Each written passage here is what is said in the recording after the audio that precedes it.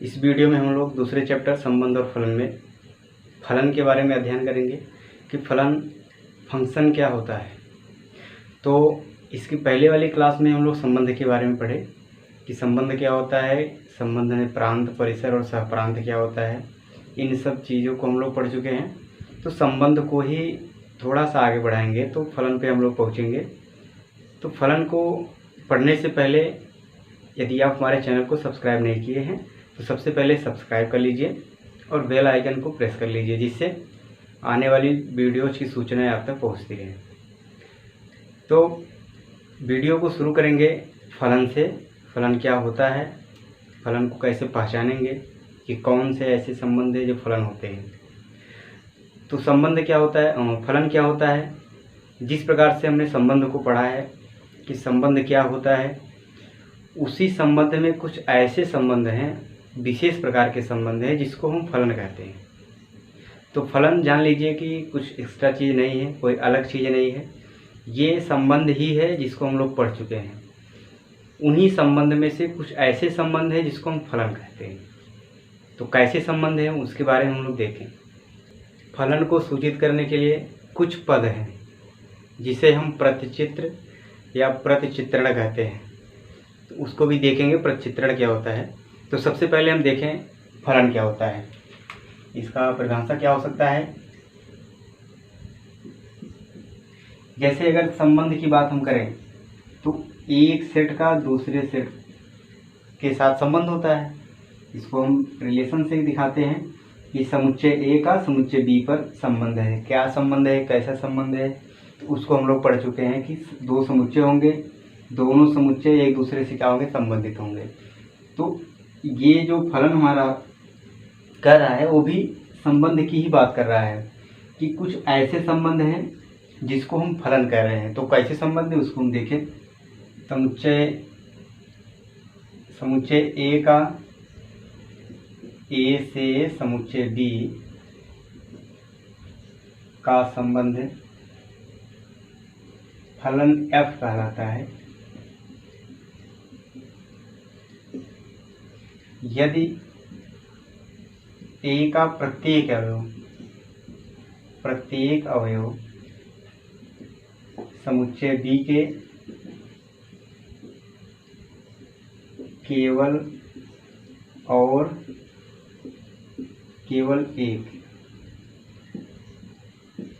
अवयव के साथ प्रतिबिंब बनाता है।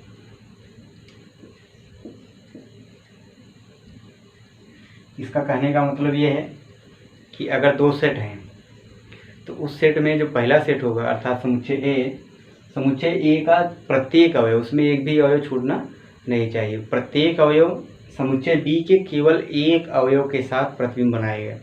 तो उसी संबंध को हम क्या बोलेंगे, फलन बोलेंगे। जैसे आप इसके प्रतिचित्रण में देख सकते हैं, जिसको हम लोग तीर आरेख बोलते हैं। अगर ये सेट ए है और ये सेट बी है, इसके एलिमेंट हैं ये, और यहाँ पे ऐसे कर लीजिए, ठीक। तो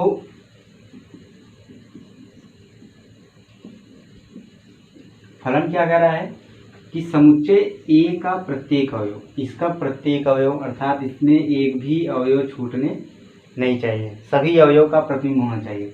तो इसके प्रत्येक अवयव का बी के केवल एक अवयव के साथ प्रतिबिंब होना चाहिए। केवल एक अवयव, दो के साथ नहीं। जैसे एक देखिए, एक का कितना प्रतिबिंब है, केवल एक है, वो भी 5 के साथ। दो का कितना प्रतिबिंब है, केवल एक प्रतिबिंब, वो भी 6 है। 3 का देखिए, इसका भी केवल एक प्रतिबिंब 6 है। इधर कहेंगे कि ये 2 बार है, 3 का भी है, 2 का भी है। तो इसका नहीं बात हो रहा है, इसकी बात हो रही है कि 2 का केवल एक प्रतिबिंब बना है, 3 का एक बना है, 4 का भी एक प्रतिबिंब बना है और 5 का भी एक प्रतिबिंब बना है। तो इस प्रकार के जो संबंध होंगे उसको हम क्या बोलेंगे, फलन बोलेंगे। और भी एग्जाम्पल्स देख लें। अगर ये आपका आ जाए तो इसमें देखिए, इस अवयव का एक के साथ प्रतिबिंब, इसका भी एक के साथ, इसका भी एक, इसका भी एक। लेकिन दिक्कत इसमें ये हो जाता है कि अगर इस समुच्चय में कोई अवयव छूट जा रहा है तो वह आपका संबंध फलन नहीं होगा। इस सेट में कोई भी अवयव छूट जाए या एक भी न बने, कुछ कैसा भी हो, इसके बारे में कोई बात ही नहीं करना है।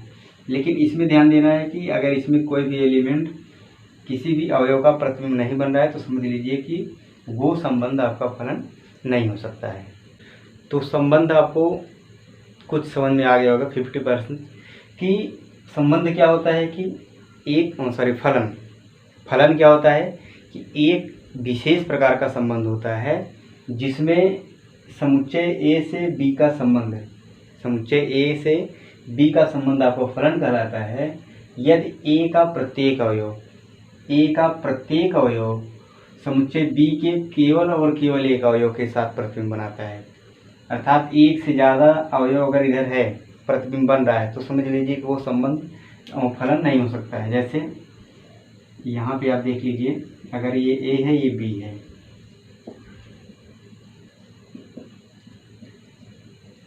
ठीक। अगर हम कहें कि एक का 5 के साथ भी, एक का 7 के साथ भी, ठीक।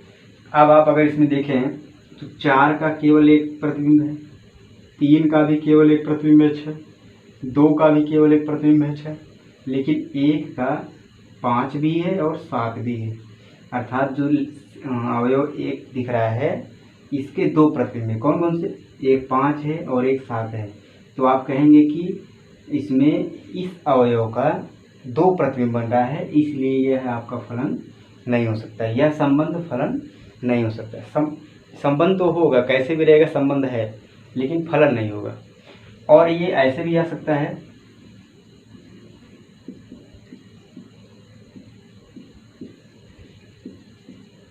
इस तरह से।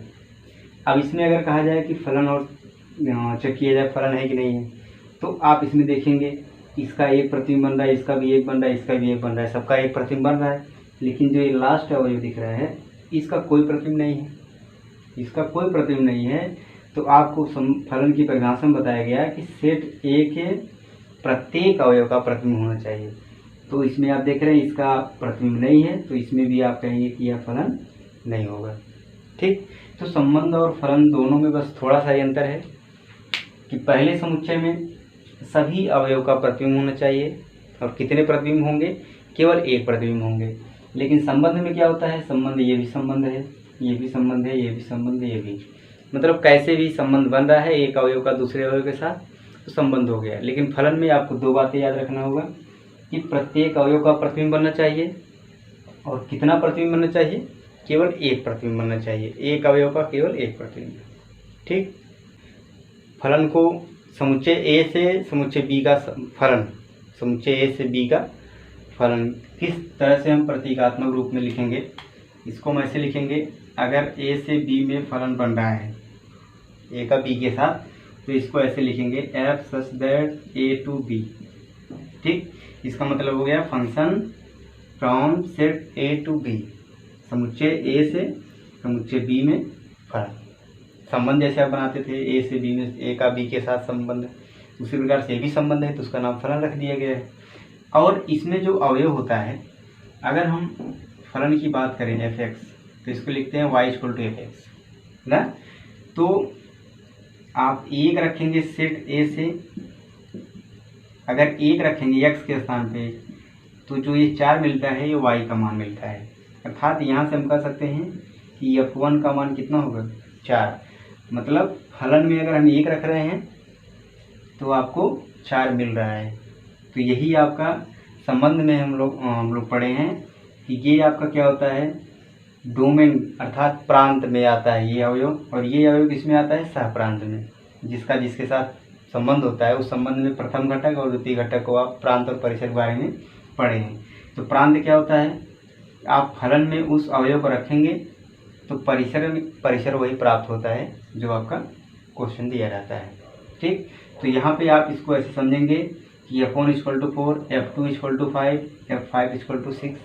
इस तरह से आप ये वाला अवयव रखेंगे तो ये अवयव प्राप्त होगा। अभी क्वेश्चन को हम लोग देखेंगे तो वहाँ से आपको समझ आ जाएगा कैसे ये बात आपका f1 इक्वल टू 4 हो रहा है, ठीक है।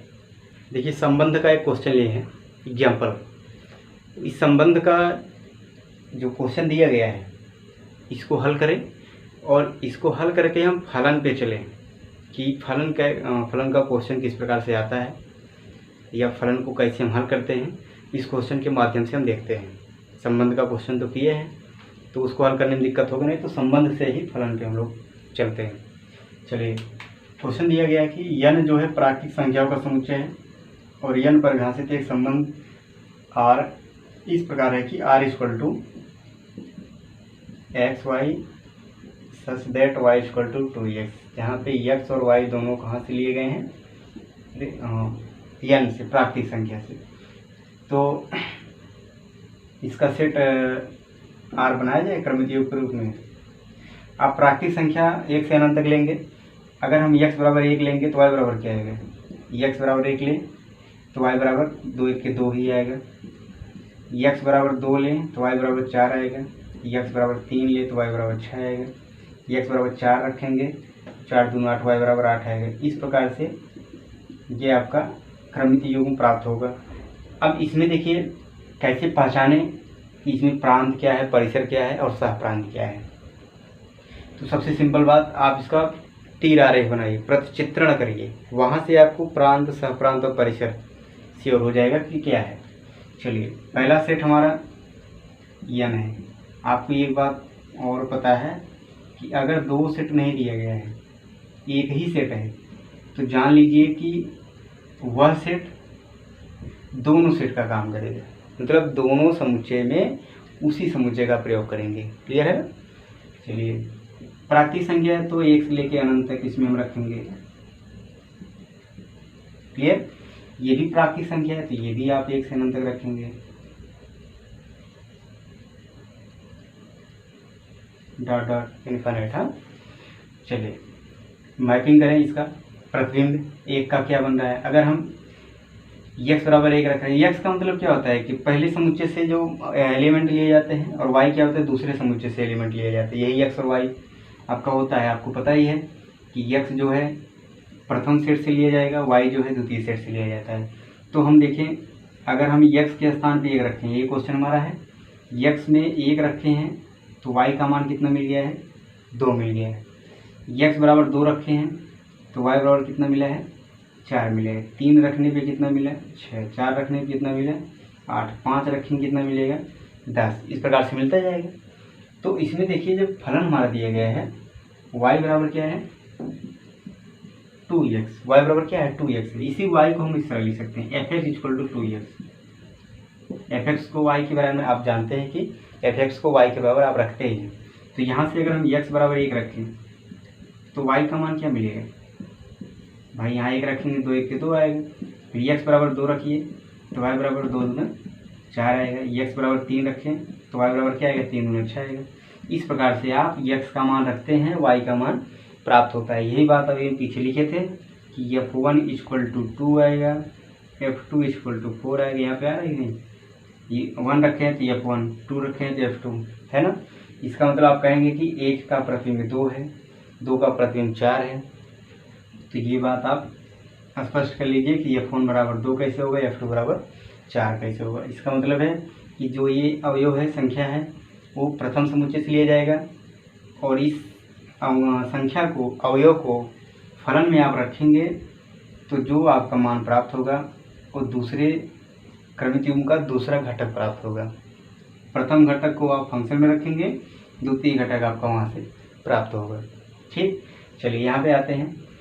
अब इसमें आप देख के बताइए कि प्रांत क्या हो सकता है, परिसर क्या हो सकता है और सहप्रांत क्या हो सकता है।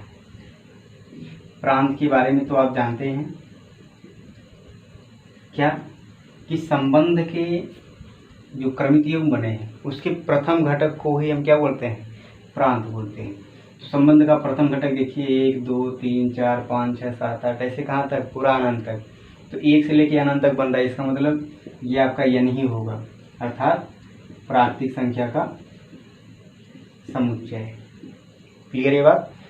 प्रांत क्या होगा, पहले समुच्चय में अवयव होंगे। कौन कौन से अवयव, जो संबंध में आपके बन रहे हैं प्रथम घटक में। तो प्रथम घटक में 1 2 3 4 5 ऐसे रखते रहेंगे, आप अनंत तक लिख सकते हैं। तो प्राकृतिक संख्या का समुच्चय हो गया प्रांत में। और सहप्रांत में देखिए सहप्रांत क्या होता है, ये तो सबसे सरल आपको बताया गया है। सहप्रांत क्या होता है, ये सबसे सिंपल होता है कि जो रिलेशन दिया गया है उसमें आप देखेंगे जो दूसरा सेट है, जिस सेट पर आपका संबंध बनाया जा रहा है वो पूरा पूरा सेट आपका क्या कहलाता है, सहप्रांत कहलाता है। तो दूसरा सेट हमारा कैसा सेट है, प्राकृतिक संख्या का समुच्चय, तो सहप्रांत भी क्या होगा, प्राकृतिक संख्याओं का समुच्चय। क्लियर। चलिए परिसर पे आते हैं। परिसर क्या होता है, परिसर आपको पता है कि जो संबंध बना है उस संबंध के जो क्रमित युग्म है, क्रमित युग्म के द्वितीय घटक के समुच्चय को क्या बोलेंगे, परिसर बोलते हैं, और प्रथम घटक के समुच्चय को प्रांत कहते हैं। तो द्वितीय घटक आप देखिए 2, 4, 6, 8 ऐसे 10, 12 अनंत तक जाएगा। इसका मतलब ये 2, 4, 6, 8 क्या है, ये है सम संख्या का समुच्चय है। कैसा, सम प्राकृतिक संख्याओं का समुच्चय। अभी 1, 2, 3 इसमें सब है नहीं कि 1 से लेकर अनंत तक है, तो प्राकृतिक संख्या उसको भी लिख दें। 1, 2 1 नहीं है, 3 नहीं है, 5 नहीं है, केवल सम संख्या ही देख रहे हैं, 2, 4, 6, 8, 10, 12, इसलिए इसको क्या लिख दिया गया, सम प्राकृतिक संख्याओं का समुच्चय। तो प्रांत, सहप्रांत और परिसर ये तो हम लोग पढ़ चुके हैं पिछली क्लास में। अब देखिए क्वेश्चन क्या कर रहा था, प्रांत, सहप्रांत, परिसर याद कीजिए। क्या यह संबंध फलन है, क्या यह संबंध फलन है, इसके बारे में अब हमको देखना है कि ये जो संबंध दिख रहा है ये फलन है कि नहीं।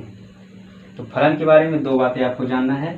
एक तो उसका प्रत्येक अवयव प्रतिबिंब बनाना चाहिए, और दूसरी बात क्या है कि केवल एक प्रतिबिंब बनना चाहिए, केवल एक इमेज बने। ये दो बात ही हमको देखना है। तो देखिए समुच्चय, जो पहला समुच्चय है, क्या इसके प्रत्येक अवयव का इसमें प्रतिबिंब बनेगा, प्रत्येक अवयव का इसमें प्रतिबिंब बनेगा कि नहीं। 1 का बन गया, 2 का, 3 का, 4 का, 5 का, 6 का देखिए 12 होगा, 7 का 14 होगा, 8 का 16 होगा।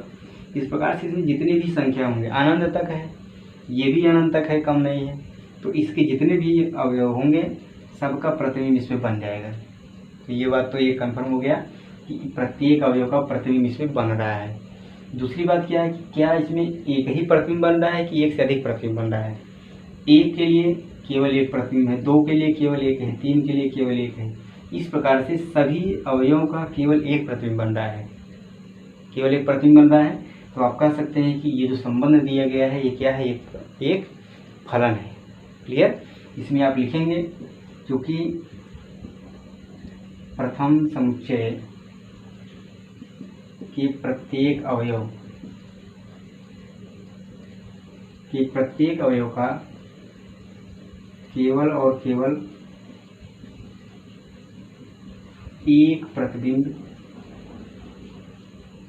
है, इसलिए यह संबंध R क्या है, एक फलन है।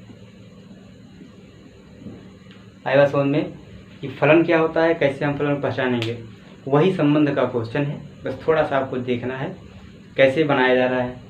आप जिस प्रकार से संबंध में क्रमित युग्म बनाए वही बनाएंगे, उसी प्रकार से क्वेश्चन को हल करेंगे। बस फलन को यही पहचानना है कि प्रत्येक अवयव का प्रतिबिंब बन रहा है कि नहीं, एक से अधिक प्रतिबिंब तो नहीं बन रहा है। बस दो बात आप देख लिए तो आप समझ जाएंगे कि फलन है कि नहीं है। क्लियर। इसका दूसरा एग्जाम्पल हम देखेंगे। दूसरे एग्जाम्पल में देखिए दिया गया है 2-3 संबंध दिए गए हैं, उन संबंध में हमको पहचानना है कि यह फलन है कि नहीं है। 3 कंडीशन दिए गए हैं, अर्थात 3 संबंध है, तीनों में हमको ये पहचानना है कि संबंध है कि नहीं है, वो सारी फलन है कि नहीं। कारण सहित बताना भी है कि कैसे फलन है कैसे नहीं है। तो पहला अगर हम देखें तो R बराबर क्या दिया गया है, 2 1 3 1 और 4 2। अब इसको पहचानना है कि फलन है कि नहीं, संबंध तो दिया है, फलन पहचानना है आपको। देखिए अगर फलन को पहचानना है तो सबसे सिंपल आप उसका तीर आरेख अर्थात प्रतिचित्रण करिए और आपको कंफर्म हो जाएगा कि संबंध का फलन है कि नहीं है। पहले सेट में आप क्या लिखेंगे, पहले घटक को लिखेंगे, प्रथम घटक को, क्योंकि ये पहले समुच्चय से लिया जाता है। तो ये देखिए 2 है, 3 है, 4 है, और द्वितीय समुच्चय में द्वितीय घटक लिखेंगे 1 2। ऐसा नहीं कि 1 1 2 बार लिखें, 2 बार नहीं, एक ही बार। देखिए 2 का 1 के साथ प्रतिबिंब है, 2 का प्रतिबिंब 1 है, 3 का भी प्रतिबिंब 1 है, और 4 का प्रतिबिंब 2 है। अब यहाँ से आप पहचानिए कि इसका कितना प्रतिबिंब है, केवल एक प्रतिबिंब, इसका भी केवल एक प्रतिबिंब, इसका भी केवल एक, अर्थात इसके प्रत्येक अवयव का केवल एक प्रतिबिंब है। इसलिए यह क्या है, ये फलन है। आप लिखेंगे क्योंकि प्रांत के प्रत्येक अवयव का केवल एक प्रतिबिंब है, इसलिए यह क्या है, फलन है। क्लियर है बात। तो फलन पहचानने के लिए आप क्या करें, उसका तीर आरेख खींचिए, प्रतिचित्रण कीजिए और वहां से आपको स्पष्ट हो जाएगा कि फलन है कि नहीं है। इसमें एक बात और जान लीजिए कि अगर प्रांत, ये प्रांत अगर 2 बार प्रयोग हो जाए तो समझिए कि फलन नहीं है। अगर प्रांत एक बार लिखा गया, देखिए 2 भी एक बार लिखा गया है, 3 भी एक बार लिखा गया है, 4 भी एक बार लिखा गया है, इस एक बार लिखा गया, इसका मतलब आप समझ जाइए कि यह फलन हो सकता है अगर इसमें कोई अवयव न छूटे तब। ठीक। दूसरा देखिए, r बराबर दिया गया है 2 2 2 4 3 3 और 4 4। चलिए इसका प्रतिचित्रण करें, 2 सेट बनाया जाए। देखिए 2 2 3 4 अर्थात 2 3 4 ये है। दूसरे समुच्चय में है 2 4 3 4 अर्थात 2 3 4 इसमें भी है। क्लियर।